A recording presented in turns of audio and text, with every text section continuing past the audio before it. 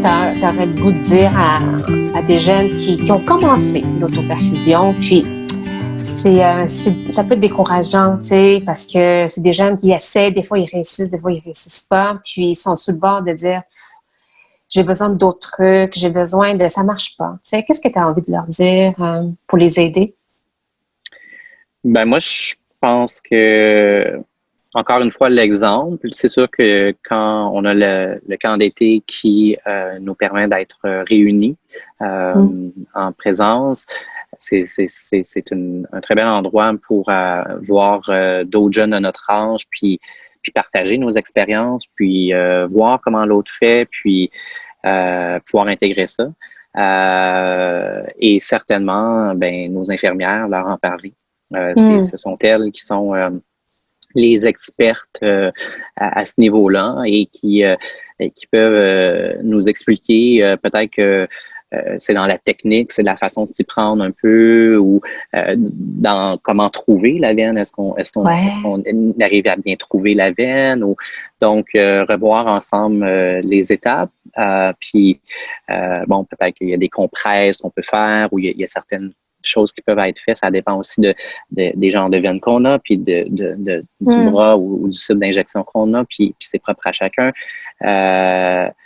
Mais je pense que, en fait, je suis convaincu que ça vaut le coup de persévérer Mm. pour tous les Mm. avantages que ça représente maintenant, peu importe l'âge qu'on a Ouais. et les défis qu'on fait face, puis tout au long de notre vie durant, parce que ça va juste aller de mieux en mieux, parce que ce qui est le fun, c'est que quand on grandit, notre corps est grandi et nos vaisseaux sanguins grandissent aussi. Donc, le site devient un C'est petit peu vrai? plus large. Puis, en fait, moi, j'ai trouvé que ça devenait de plus en plus facile pour moi, personnellement. Mais bon, Ah, ben, donc, ouais.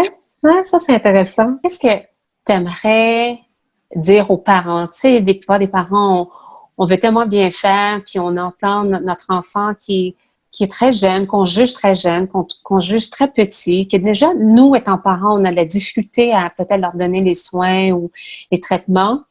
Et là, leur enfant qui disent, ben, j'aimerais ça l'essayer, puis tu sais, étant parent, tu as des inquiétudes. Qu'est-ce que tu as envie de dire aux parents dans cette situation-là?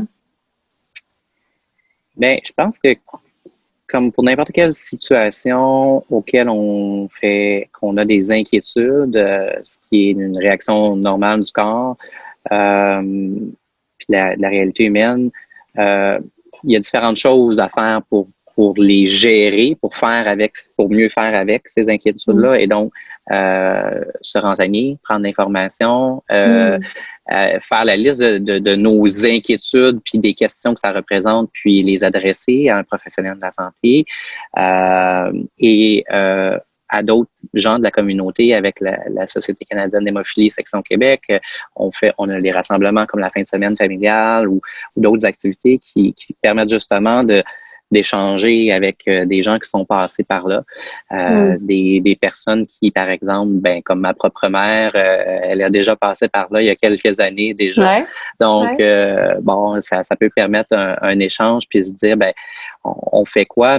Mais c'est certain que je pense que je vous inviterais en tant que parent à faire en sorte de trouver votre, votre zone d'aisance à vous pour permettre que ce soit une expérience positive pour votre enfant. Parce Mm. que c'est sûr que si quand on appréhende quelque chose, quand on craint quelque chose, ben euh, il y a toutes sortes de réactions qu'on va faire ou de Mm. choses qu'on risque de dire qui, en fait, si avec l'information qu'on peut prendre, puis avec des échanges qu'on peut avoir, comme avec moi, ben, euh, sans banaliser, négliger les risques ou quoi que ce soit, plutôt les connaître, puis Ouais. après ça, tomber dans sa zone un peu de, entre guillemets, plaisir ou d'aisance, de justement le faire pour des raisons qui sont justement un peu autres que le diagnostic et le traitement pour le Ouais. diagnostic, mais